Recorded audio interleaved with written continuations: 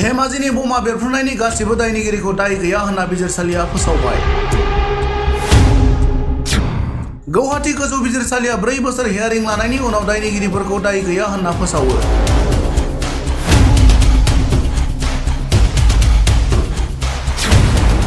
अक्ट'बरनि बमा बेरफ्रुनायनि दायनिगिरि खालामजानानै जोबथेसालियाव थानांनाय एनडिएफबिनि दैदेनगिरि सोद्रोमाफोरा माब्ला उदां जागोन?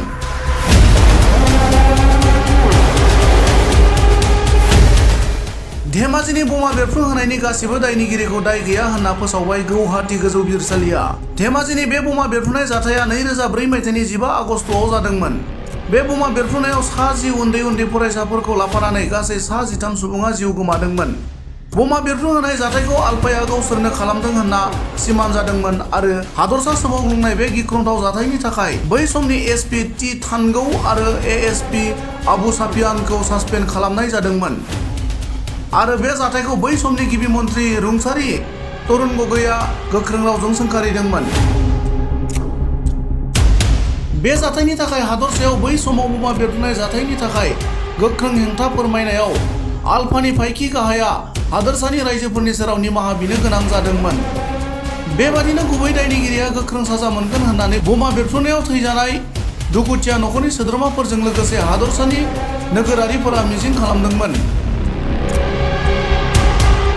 थांनाय 20 बोसोर हियारिं सोलिबाय थानाय समावनो 2019 मायथाइनि 4 जुलाइआव धेमाजि जिल्ला बिजिरसालिया 4 सुबुं फारियै दीपान्जलि बुरागहाइ, मुहि सन्दिकै, जतिन दुवारी, लीला गगैखौ दायनिगिरि खालामनानै जिउनां साजा होनायनि बिथोन होदोंमोन।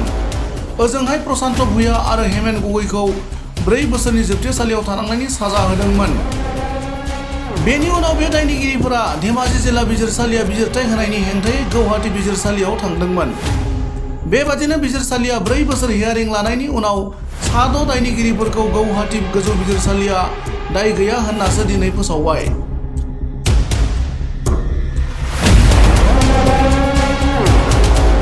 बे फोसावनाय लोगो लोगोनो दुखुथिया नखरजों लोगोसे हादरसानि नोगोरारिफोरा दायनिगिरिया गोख्रों साजा मोनगोन होनना मिजिं खालामनाया थुंगेबाय।